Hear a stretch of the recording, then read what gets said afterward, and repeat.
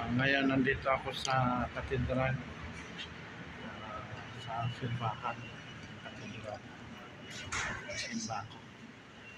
At makikita nyo ang ano ng katedral dito, Basilica.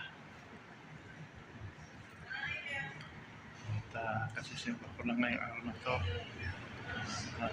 pauwi na ako. At God bless you all.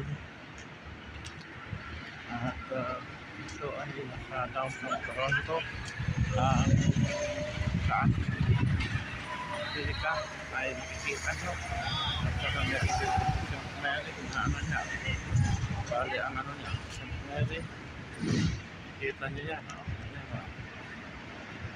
Puhon. Yeah.